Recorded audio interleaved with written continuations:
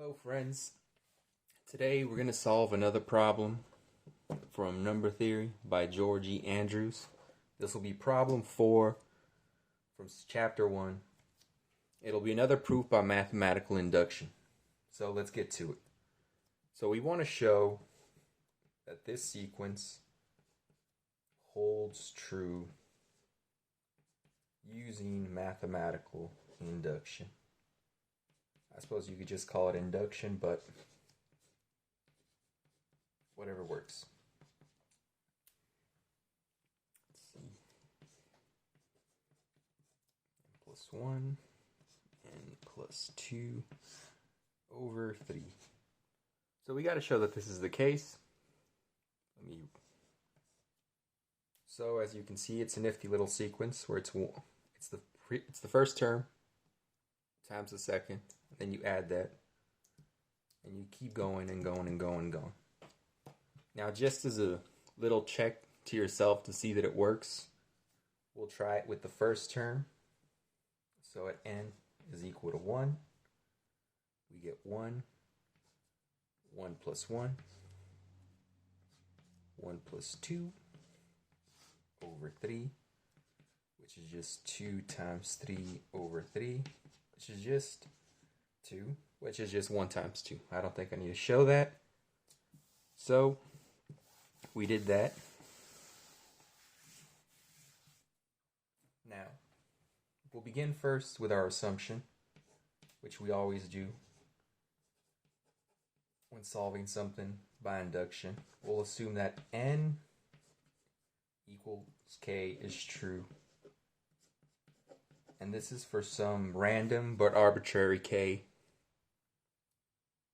It's probably a positive integer, given that we're dealing with sequences. So we'll assume that this is true. And for our k, it'll be k plus 1, k plus 2 over 3. We'll assume that this is just true. Now, here's where we get to our inductive step.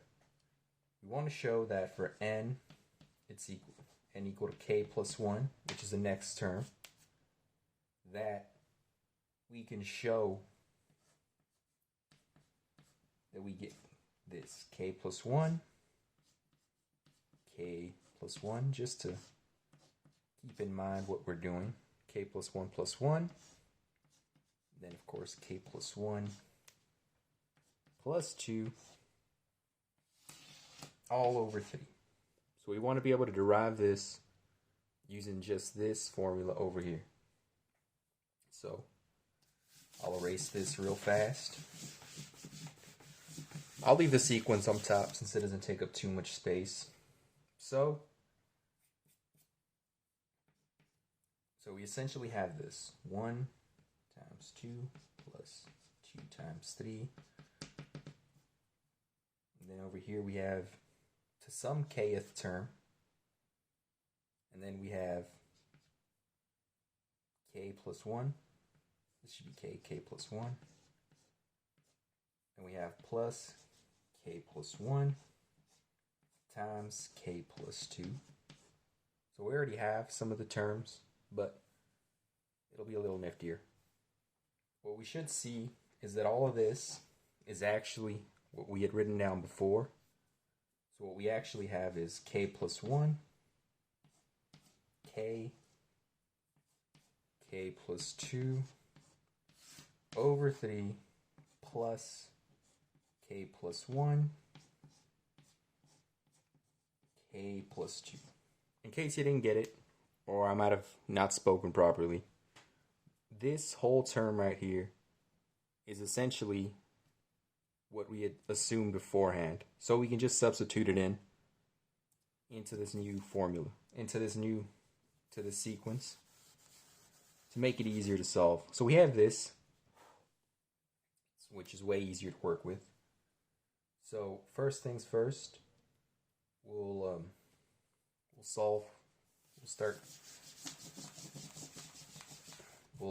find a common denominator, which is 3. So we end up with 3 times k plus 1, k plus 2 plus k, k plus 1, k plus 2. All of this over 3.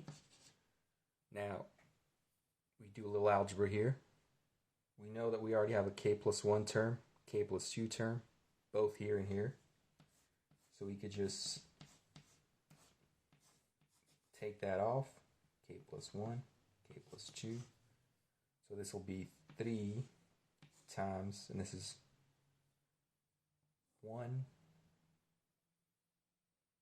It's 3, 1 plus k, which we can write down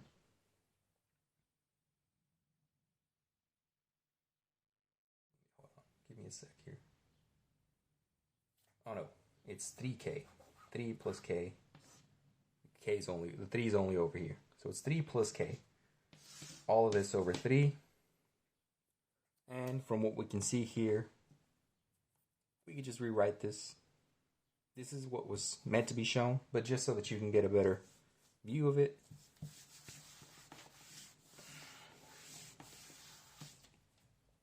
This is what we ended up with, k plus 1, k plus 2, k plus 3 over 3, which, just so that we have the exact format that we want, k plus 1 plus 1, k plus 1,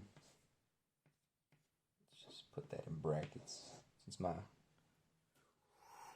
running out of space. We'll write it down here. K plus 1, which is our k, which is our nth term there. K plus 1 plus 1, which is our term here. And then k plus 1 plus 2, which is our term here.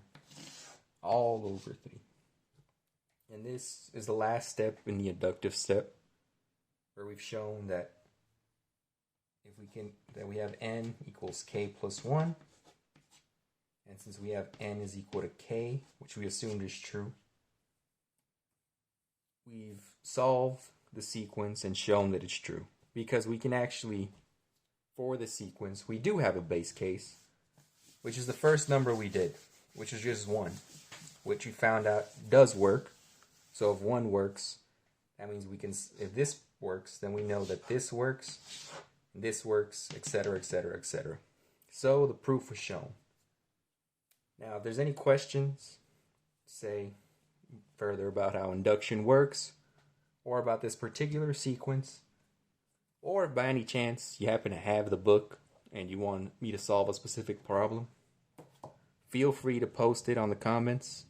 I'll continue working through the book and other mathematical problems on my channel. So, thanks for watching. Feel free to give a like or a dislike. It's your prerogative. And I'll see you on the next one. Thanks.